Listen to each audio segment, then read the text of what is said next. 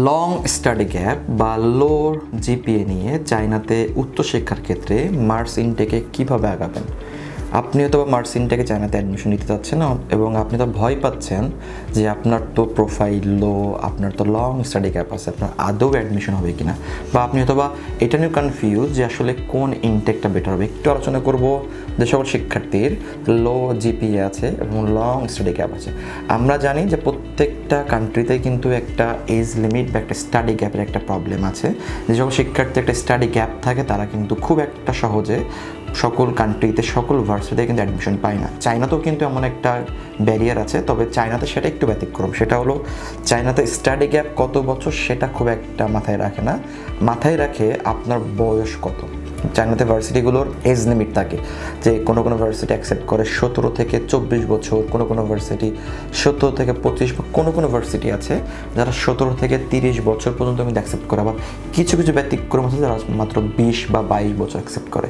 তো এইটা গেল টোটাল একটা যদি গ্যাপ বলি। তো আপনার এজ যদি এই বয়সের মধ্যে থাকে তাহলে কিন্তু আপনি চায়নাতে অ্যাডমিশন নিতে পারবেন। আপনার বিভিন্ন প্রোগ্রাম, এটা আমি জাস্ট ব্যাচেলার প্রোগ্রামের জন্য বললাম, ব্যাচেলার প্রোগ্রামের ক্ষেত্রে আপনি অ্যাডমিশন নিতে পারবেন। এখন প্রশ্ন আসবে তাহলে আমার জন্য কোনটা ভালো হবে। দেখেন, সেপ্টেম ইনটেকে সব থেকে বেশি শিক্ষার্থী চায়নাতে যায়। তো সেপ্টেম ইনটেকে কিন্তু অপরচুনিটি কম থাকে ওই সকল শিক্ষার্থীর জন্য যাদের লো প্রোফাইল, যাদের স্টাডি গ্যাপ। কেন ওই ইনটেকে সবসময় ফ্রেশ স্টুডেন্টকে বেশি অ্যাডমিশন নেয়, কারণ বাংলাদেশে মোটামুটি ইন্টারমিডিয়েট পাস হওয়া ছেলেকে আমরা বা মেয়েকে ফ্রেশ বলি। তো ওরা বাংলাদেশে পাস করে অ্যাডমিশন টেস্টে ব্যর্থ হয়ে বা অ্যাডমিশন টেস্ট বাদেই তারা কিন্তু চায়নাতে যাচ্ছে। তো ওই সময় কিন্তু ক্রাউডটা বেশি।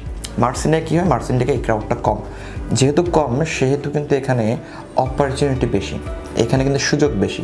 আরেকটা যদি পয়েন্ট বলি কেন মার্স ইন্ডিয়ায় সুযোগ বেশি থাকে বা কেন অ্যাডমিশন একটু ইজিলি হয়, সেটা হলো মার্স ইন্ডিয়া কিন্তু আপনি প্রথমেই যদি আপনি ল্যাঙ্গুয়েজ প্লাস মেজর চুজ করেন তাহলে আপনি কিন্তু পেমেন্ট করে পড়ছেন। যে ল্যাঙ্গুয়েজ 6 মান্থ এটা কিন্তু কখনোই ফ্রি না, এটা পেমেন্ট করার মাধ্যমে কিন্তু অ্যাডমিশন হয়, বা এখানে কিন্তু একটা ল্যাঙ্গুয়েজ ফি আছে। দ্যাট মিনস আপনি এখানে ফি পেমেন্ট করছেন, বা আপনি এখানে 6 মান্থে আপনি কিন্তু কোর্স ফি পেমেন্ট করছেন। দ্যাট মিনস আপনার আগ্রহটা কিন্তু ওরা কিন্তু বেশি আপনাকে কিন্তু বেশি আগ্রহের সাথে নেবে, যেহেতু আপনি টাকা দিচ্ছেন। সেপ্টেম্বরে কিন্তু অনেকে স্কলারশিপ খোঁজে, স্কলারশিপের দিকে আগায়। তো ওই সময় কিন্তু অপরচুনিটি টাইট থাকে, ওখানে কিন্তু কম্পিটিশন বেশি থাকে, ক্রাউড বেশি থাকে, তো ওখানে কিন্তু টাইট থাকে। কিন্তু যারা মার্সে যায় তাদের জন্য কিন্তু একটু ওপেন থাকে, এটা সহজ থাকে অ্যাডমিশন পাওয়া। এবং যেহেতু কম স্টুডেন্ট যায়, বা যেহেতু ওই লেভেলে অত স্টুডেন্ট যায় না, একটু সংখ্যায় কম হয়, তো ভার্সিটিগুলো আপডেট কুইকলি দেয়। আমরা এমনও শিক্ষার্থী পেয়েছি যাদের গত বছর মার্স থেকে আমরা অ্যাডমিশন করেছি 1.9 জিপিএ নিয়ে, যাদের গ্যাপ এমন হয়েছে যাদের বয়স 27, 28, ইভেন 29-এর এজও আমরা কিন্তু অ্যাডমিশন করিয়েছি।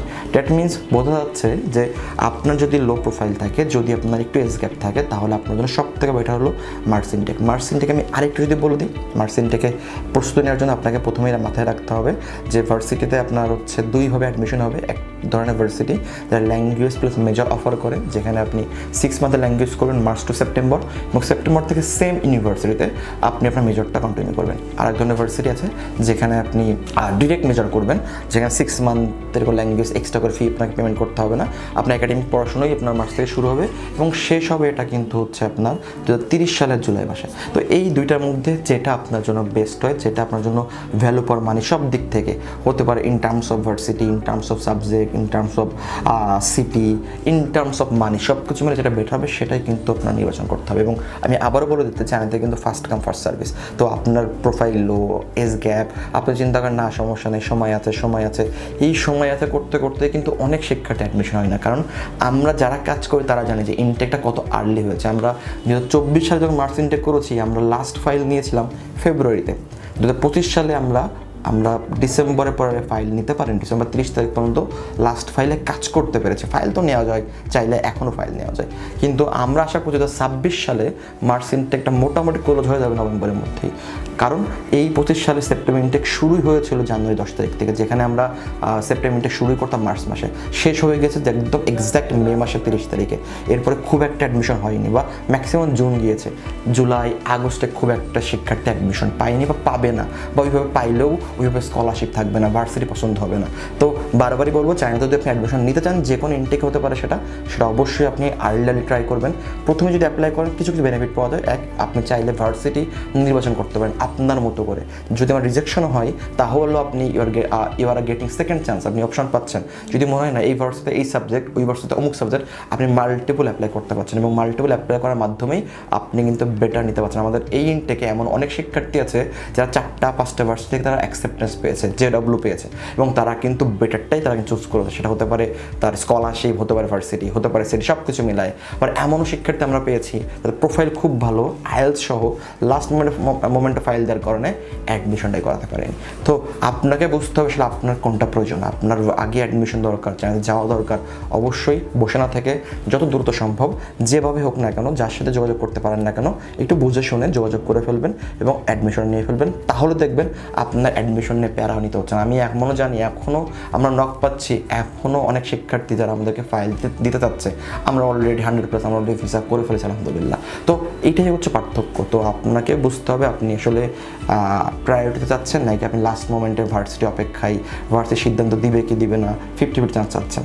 বারবারই বলবো, যদি চায়না নিয়ে যদি কোনো প্রশ্ন থাকে জানার থেকে আপনি চাইলে আমাদের অফিসে আসতে পারেন, আমাদের সাথে হোয়াটসঅ্যাপে কানেক্ট থাকতে পারেন। আমরা WWC 6 বছর এই সময়তে চায়না বিভিন্ন ইউনিভার্সিটি স্কলারশিপ নিয়ে কাজ করে আসছি। আশা করি আপনার উচ্চশিক্ষার জার্নি WWCর সাথে শুভ হবে। ভালো থাকবেন। আসসালামু আলাইকুম।